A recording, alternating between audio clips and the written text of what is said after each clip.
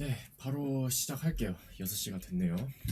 또 30분 내에 달려야 되기 때문에 조금 빠르더라도 양해를 부탁드리고요. 저희 어저께 캔버스 그저 뭐냐 어저께? 저번 주 수요일에 월드 스페이스 못하고 지나갔죠. 그래서 월드 스페이스 빠르게 하고 네, 메인 화면 만들게요. 저희 스터디 이거를 열게요.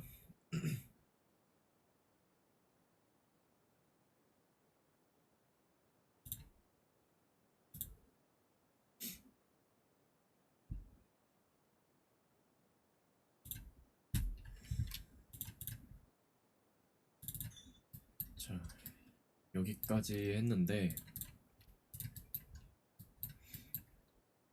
그래서 이거 창 만들어서 이제 열고 닫고까지 했죠. 지금 오픈 버튼 왜 여기가 있는지 모르겠는데 이 지금 이렇게 캔버스를 벗어나는 이제 게임 보면은 이제 보이지만 게임 보니까 보이네요. 잠시만요.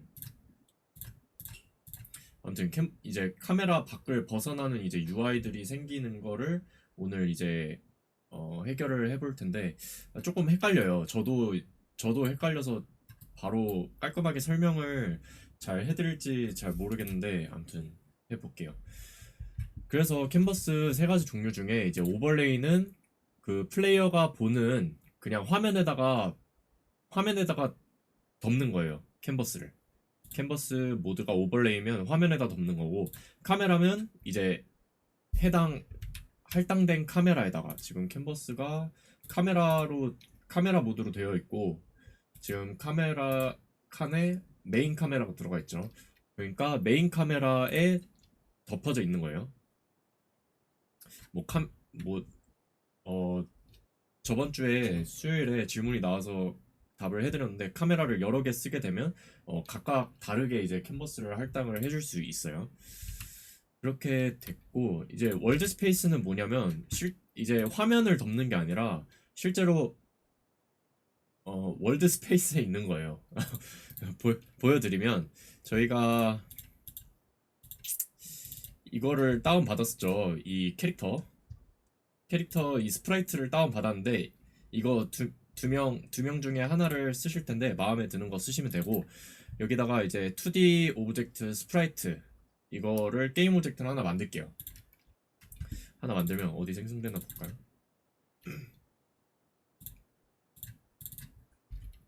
네, 여기 생성됐네요. W 키를 누르시면 이제 화살표가 나오면서 어디 생성된지 보이죠? 그러고 이 뉴 스프라이트 이름을 캐릭터라고 해주고요. 이 스프라이트 렌더러에 스프라이트 칸에다가 마음에 드는 캐릭터 이미지를 하나 넣을게요. 저는 얘를 넣을게요. 얘를 넣었고 게임에서 보시면 막 이런 거 표시하고 싶을 수 있어요. 막 체력바.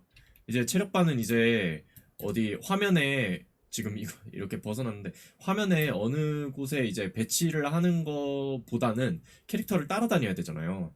그래서 이 캐릭터의 자식 캔버스를 만들 수 있어요. 자식으로 캔버스를 만들면 돼요. 캔버스를 만들고 이 캔버스를 월드 스페이스로 하고 지금 어떻게 캔버스 엄청 크죠? 지금 크기가 1057 585인데 얘를 T 조작법으로 줄일게요. 더 줄여서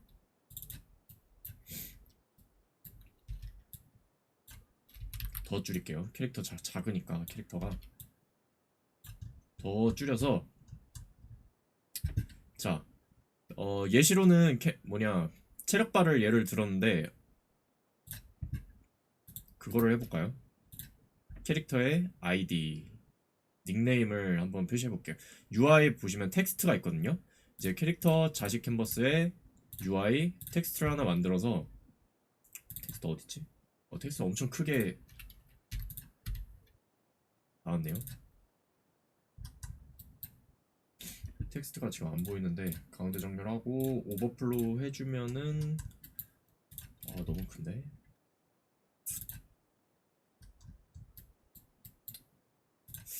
텍스트가 안 보이네요. 아무튼 그럼 체력바로 할게요. 지금 이거 버튼 다운받은 거를 체력바라고 생각을 해볼게요. 그러면 이제 캐릭터가 움직이게 되면 체력바가 따라다녀야 될 거예요. 월드 스페이스에서. 이럴 때 이제 월드 스페이스 캔버스를 쓰게 됩니다. 네.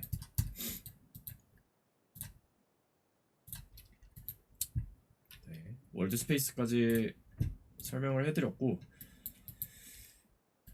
자 이제 메인 화면을 만들어 볼 텐데, 메인 화면은 새로운 씬에서 하나 만들게요. 새로운 씬을 하나 만들고 씬 폴더 들어가셔서 씬을 하나 만들어서 메인 메뉴라고 이름을 짓고요. 세이버해서 메인 메뉴 씬으로 들어왔어요. 저희가 만들어 볼 씬은, 네, 저희 플레이스토어에 투룸즈라는 게임이 있는데, 투룸즈라는 게임의 메인 화면을 한번 만들어 볼게요. 스펙으로는 안드로이드 가로 사이즈, 가로로 하는 게임이고요. 안드로이드고, 그리고 뭐 여기 텍스트가 하나 있고 버튼 3개, 버튼 4개가 있네요. 그리고 뭐 여기 백그라운드를 하나 깔면 되겠죠? 배경화면으로. 네, 바로 해볼게요. 우선 캔버스 깔고요. UI니까 캔버스 깔았어요.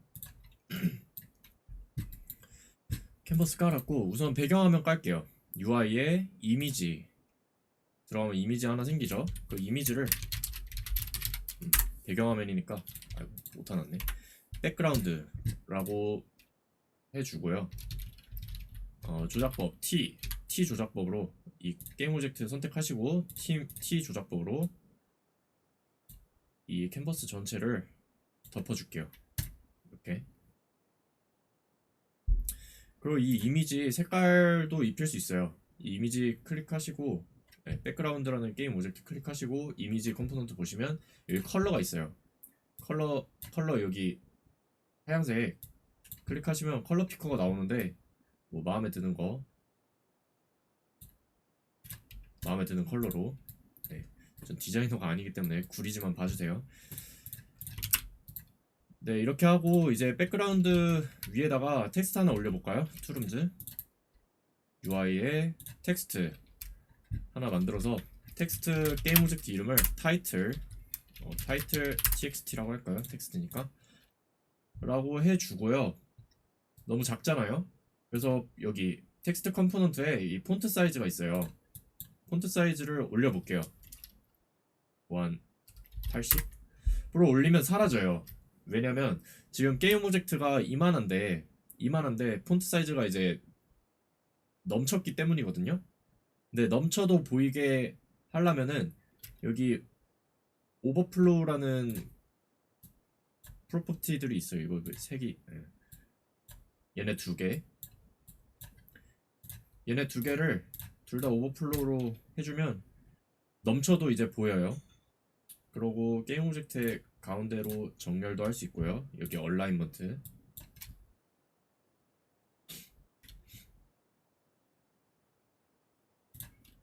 그러고 자, 게임 오젝트는 이쯤에 있었죠. 타이틀. 그리고 투룸즈라고 할까요? 투룸즈라고 해주고, 자 이제 다음 버튼이죠. 버튼 3개 이제 만들 건데, 자 백그라운드 클릭하시고 백그라운드에 자식으로 만들게요. UI 버튼 하나 만들었죠. 버튼 바로 3개 안 만들고 하나를 만들고 복사 붙여넣기 하는 식으로 할게요. 버튼의 게임 오젝트 이름을 처음이 그 새로 하기 버튼이니까 뭐 뉴 스타트 버튼이라고 지어주시고, 버튼 아래에 텍스트 게임 오젝트가 하나 나오는 거 아시죠? 그러면 그 텍스트를 한글로 새로 하기 라고 하고, 뭐 굵게 할까요? 이거 폰트 스타일 볼드로 바꿀 수 있어요. 그리고 저희 UI 에셋을 다운 받았잖아요. 에셋 스토어에서 여기 리소스 디폴트라는 폴더로 다운을 받았었죠. 여기서 버튼 하나 고를게요. 마음에 드시는 버튼으로 전 이걸로 할 건데, 이제 뉴 스타트 버튼 게임 오젝트에 이미지 컴포넌트에 이제 넣으면 되겠죠. 이렇게 끌어당겨서 소스 이미지로 넣으면, 자, 버튼 색깔 변했죠. 이미지가 변했죠.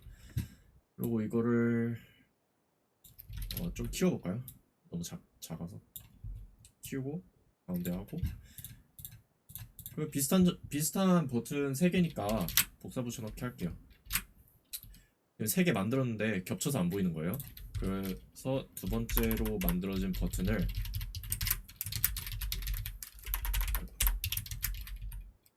Continue, 이어하기 버튼이었으니까 Continue 버튼으로 하고, 밑으로 내린 다음에 텍스트를 이어하기 라고 해주고, 세 번째 버튼은 크레딧이었죠. 크레딧 맞나? 스펠링 맞나? 잘 모르겠는데, 아무튼 크레딧으로 하고, 텍스트도 크레딧 이라고 바꿔주고요.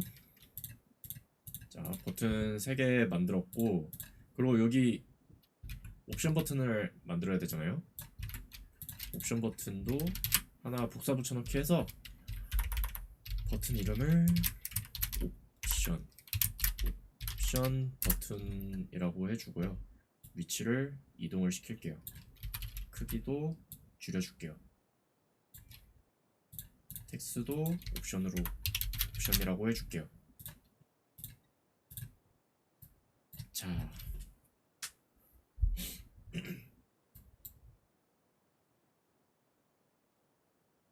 자, 여기까지 만들었는데 문제가 생겨요.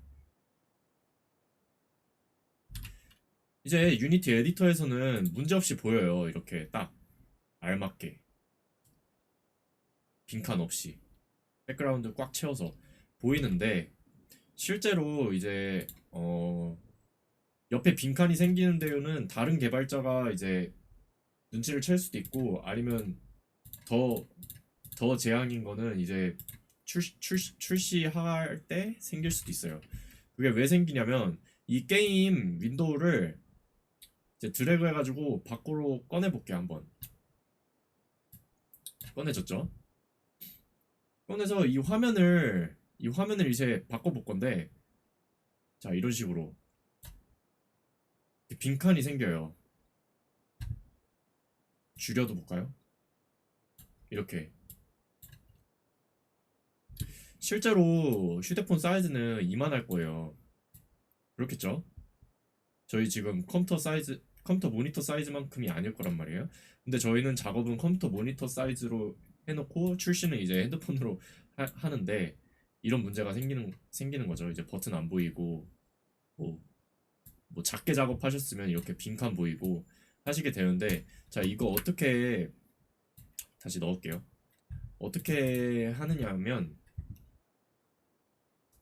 여기 캔버스 눌러서 인스펙터 창을 보시면 이 캔버스 스케일러라는 컴포넌트가 있어요.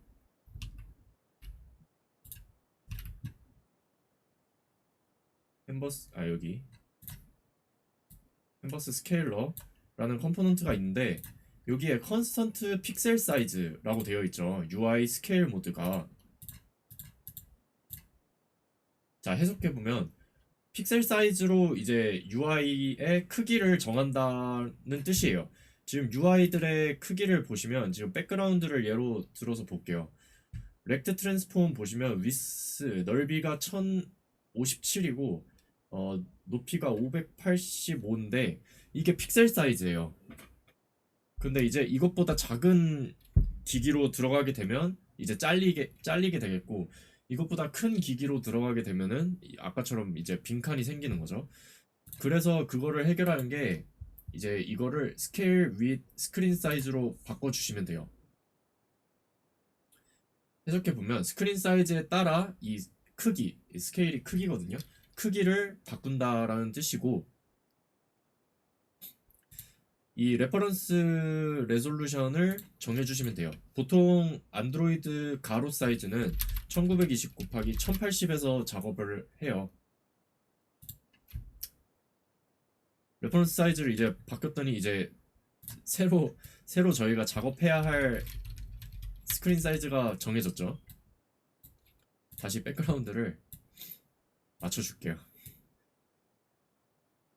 자, 이거를 이제 검색을 해서 알아내가지고 다시 작업을 하는 거예요. 아, 처음부터 이렇게 할 걸 하면서 이제 다시 옵션 이렇게 하고 크기는 뭐 조절했다고 칠게요.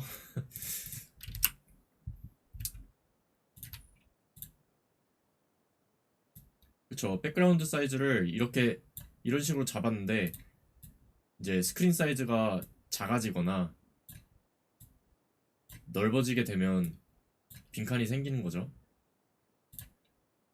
네, 이렇게 스케일 윗 스크린 사이즈를 모드로 설정해주면 되고 레퍼런스 레졸루션 해상도는 안드로이드 가로는 보통 1920 곱하기 1080이라는 거 알아두시면 좋고요.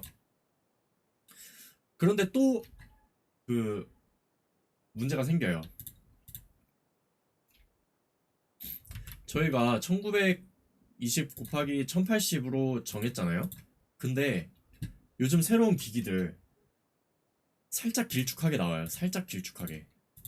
지금 1900 여기 게임 윈도우를 보시면 이 게임의 해상도에서 어떻게 보일지를 볼 수 있어요. 지금 저희가 원하는 게 없으니까 플러스 눌러서 1920 곱하기 1080을 하나 넣어줄게요. 뭐 이거는 안드로이드 가로라고 이름을 지어주고 OK를 누르면 안드로이드 가로가 하나 생겼죠. 여기서 이제 작업을 하시면 되는데 저희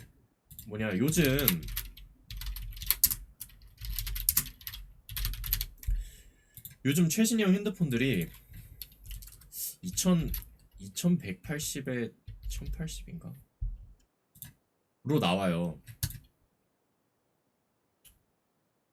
더 길쭉하게 나오는 거죠. 그럼 이제 이렇게 버튼이 잘리는 거예요. 이런 문제가 발생을 하는데 이 문제는 또 어떻게 해결을 하냐면 지금 다시 바꿀게요. 1920 곱하기 1080으로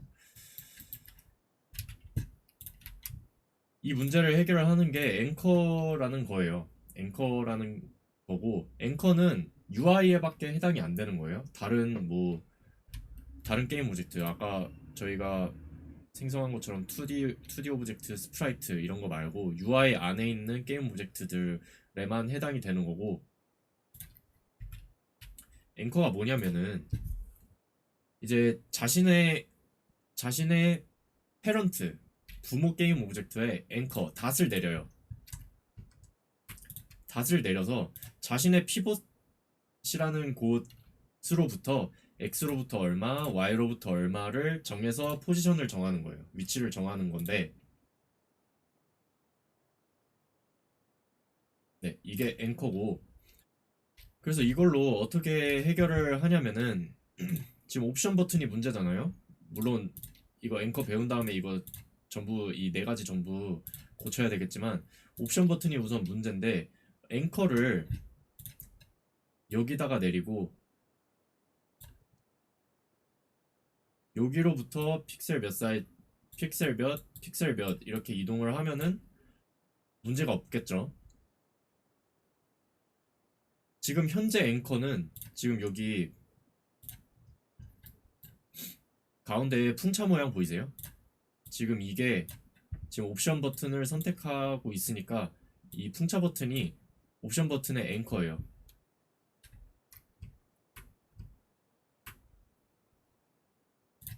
그래서 보시면 지금 옵션 버튼이 X 포지션으로 왜 이렇게 굵어? X 포지션으로 906 Y 포지션으로 470인데 제 에디터 기준으로는 그게 여기서부터 906 이렇게 470이 되니까 이제 화면 사이즈가 달라지게 되면은 그대로 가운데에서 906 그러고 위로 470 이렇게 올라가서 잘리게 되는 거예요. 이게 앵커의 개념이고요. 이제 앵커를 그래서 어떻게 설정하냐면 여기 관역 표시 같은 거 있어요. 옵션 버튼 게임 오브젝트 들어가셔서 렉트 트랜스폼 컴포넌트를 보시면 이 관역 표시 같은 거 있는데 이름 보시면 앵커 프리셋이라고 되어 있죠. 자주 쓰는 앵커들을 모아놓은 거예요. 그래서 저희가 편하게 그래서 앵커를 여기다가 설정하고 피벗을 여기다가 설정하면 될 것 같아요. 보통은 그렇게 해요. 그래서 그 자주 쓰는 프리셋이 어디 있냐? 이 관역 표시판을 여셔서 이거 Shift, Alt 뭐라고 되어 있죠? 그래서 Alt, Shift 동시에 누른 상태로 이거 한번 눌러볼게요. 오른쪽 상단으로 앵커를 설정한다는 것 같아요. 눌러보면은 포지션까지 바뀌면서 앵커가 여기로 이제 지금 부모 게임 오브젝트가 백그라운드인데 이 이미지 게임 오브젝트인데 이미지 게임 오브젝트의 상단 오른쪽으로 설정이 되는 거예요.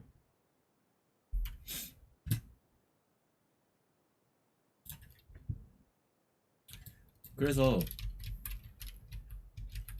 이 백그라운드의 크기가 변해도 그대로죠. 그와 반면에 이제 텍스트랑 이 버튼들은 이제 가운데로부터 몇 픽셀 떨어져라 라고 이제 렉트 트랜스폼에 써 있으니까 이제 넘치게 되는 거고요. 다시 백그라운드를 해볼게요. 이렇게 했는데 이걸로 해결이 안 되죠. 왜냐면 그 옵션 버튼의 부모는 백그라운드 게임 오브젝트예요. 캔버스가 아니라 캔버스에 맞춰야 되는데 그럼 백그라운드까지 맞춰주면 돼요. 백그라운드는 보통 어떻게 맞추냐면 Alt Shift 눌러서 꽉 채우면 돼요. 여기 펜을 누르면 사라져서 이거가 꽉 채우는 거거든요. Alt Shift 누르고 네 이거를 누르면 캔버스에 자신의 부모에 꽉 채우겠다 라는 프리셋이에요. 이것까지 해주시면 이제 게임 윈도우를 펼쳐볼까요? 옵션은 이제 벗어나지 않아요. 네? 벗어나지 않죠. 자, 이제 신형으로 바꿔도 벗어나지 않죠. 줄여도 벗어나지 않고 늘려도 벗어나지 않고 이게 아이고 윈도우를 닫아버렸네. 자, 윈도우 닫아버리면 여기 윈도우에 다시 펼칠 수 있어요. 게임 윈도우는 제너럴에 있으니까 게임 윈도우 펼쳐서 다시 넣을게요. 이게 되게 재미없고 헷갈려요. 재미없고 헷갈리죠. 이게 뭐라고 화면 비율이 뭐라고 간단하게 보시면 백그라운드 이렇게 이제 화면 전체를 채우는 거는 여기 관역 표시 들어가셔서 Alt Shift 이거를 눌러주시면 꽉 채워지고 이제 뭐 화면 상단, 화면 하단, 뭐 우측 상단, 우측 하단 이런 거 맞춰야겠다 싶으면 이것 중에 하나를 눌러주시면 돼요. 옵션 버튼으로 들어가셔서 직접 눌러보면은 이제 알기가 편한데 지금 우측 상단으로 돼 있잖아요. 우측 하단 눌러보시면 이렇게 변하고 좌측 하단, 좌측 상단 네, 다시 우측 상단으로 바꾸고 옵션을 그로부터 몇 픽셀 떨어지게 이제 설정을 할 수 있어요. 이제 엄청 작아졌죠. 렉트 트랜스폼의 값이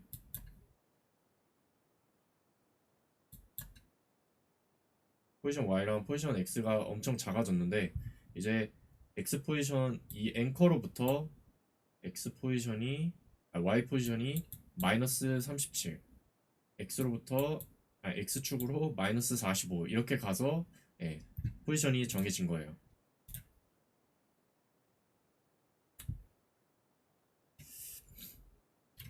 이게 재미가 없는 파트긴 하지만 엄청 네, 많이 실수를 해요. 첫 프로젝트에. 그럼 이제 출시하고 나서 깨달죠.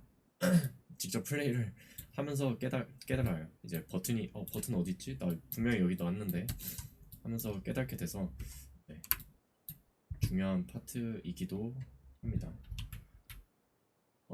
지금 한 4분 정도 남았는데 이 버튼들도 한번 정렬을 해볼게요. 지금 가운데로부터 이만큼 픽셀이 떨어져 있는데 밖으로 나갈 수 있잖아요. 이제 밖으로 나갈 위험이 있어요. 그래서 중앙 하단으로 이제 앵커를 맞추면 될 것 같아요. 이 버튼들을 컨트롤 누르고 여러 개를 선택을 할 수 있어요. 여러 개를 선택을 해서 이 버튼 3개의 앵커를 중앙 하단으로 맞춰줄게요. 중앙 하단으로 맞췄고 이제 세로하기 버튼부터 중앙 하단으로부터 몇 픽셀, 중앙 하단으로부터 몇 픽셀, 크레딧도 중앙 하단으로부터 몇 픽셀, 타이틀도 중앙 상단으로부터 로 지정을 해주고 중앙 상단으로부터 몇 픽셀 이렇게 떨어지게 할 수 있겠죠.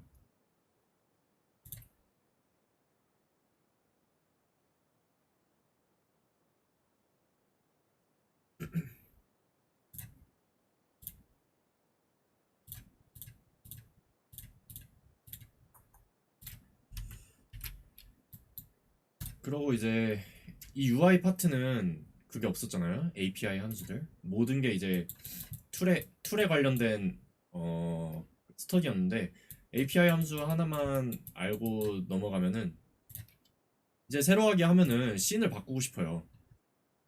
그렇죠? 이 세로하기 버튼을 누르면 씬을 바꾸고 싶은데 그거는 이제 스크립트로 해야 돼요.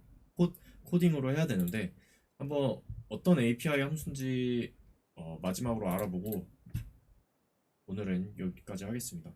한번 C# 스크립트를 하나 만들어서 new start btn 이라고 이름을 지어줄게요. 저는 그러고 new start 버튼에 스크립트를 올려주고 열겠습니다.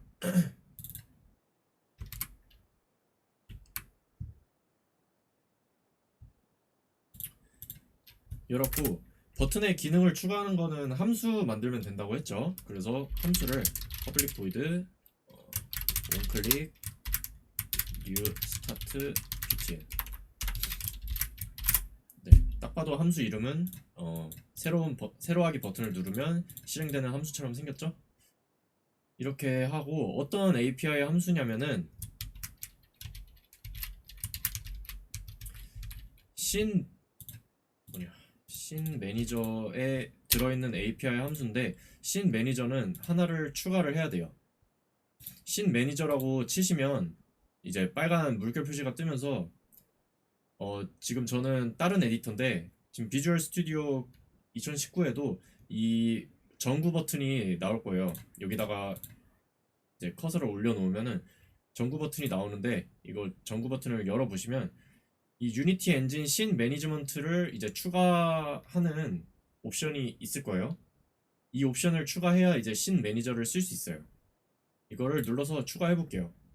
이 전구 버튼 안 뜨시면 그냥 위에다가 이렇게 using unity engine 씬 매니지먼트 라고 추가를 해주시면 되고요. 이제 씬 매니저를 이제 쓸 수 있게 됐고 씬 매니저 안에 있는 로드 씬이라는 함수가 있어요. 로드 씬이라는 함수가 있고 로드 씬 함수 어떻게 쓰는 거냐면 이제 커서를 올려보면 매개 변수로 스트링 하나 받죠. 씬 네임이라는 스트링 하나 받고 로드 씬 모드라는 모드를 하나 받는데 저 스트링 하나만 넣어도 돼요. 스트링 뭐라고 넣을 거냐면 뭐 게임 씬이라고 넣어볼까요? 그러면 진짜 게임 씬이라는 씬이 하나 있어야 돼요. 그래서 씬을 하나 만들러 가겠습니다. 씬즈 폴더에 create 씬 이름은 게임 씬이라고 정확히 적어 주셔야 돼요.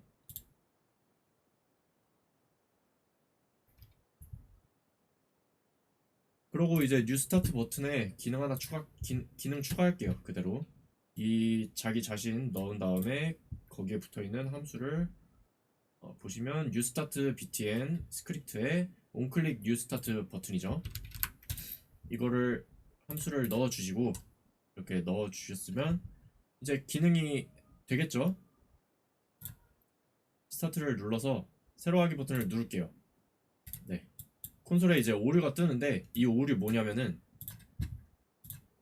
여기 파일 옵션에 빌드 세팅에 들어가시면 저희가 이제 게임을 출시할 때 이제 한 파일로 만들어야 되거든요. 그 한 파일에 들어갈 씬들을 넣어줄 수 있어요.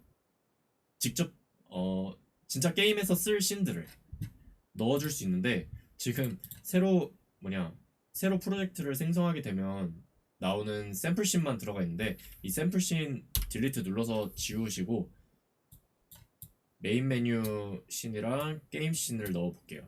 이렇게 두 개를 넣으면은 이제 여기서 찾는 거예요. 여기서 이제 유니티가 게임 씬이라는 이름을 가진 씬을 찾아서 로드를 하게 되는 거예요. 이제 넣었으면 정상 작동하게 돼요. 자, 새로 하기 누르면 게임 씬으로 변했죠. 네, 이게 아주 쉬운 씬 로드하는 API 함수입니다. 네. 살짝 시간을 초과했네요. 씬을 자, 오늘 여기까지 하고요. 네, 수고하셨고 아마 수요일에는 녹강이 될 것 같아요. 녹화해가지고 올리면 링크를 드릴게요. 오늘 수고 많으셨습니다.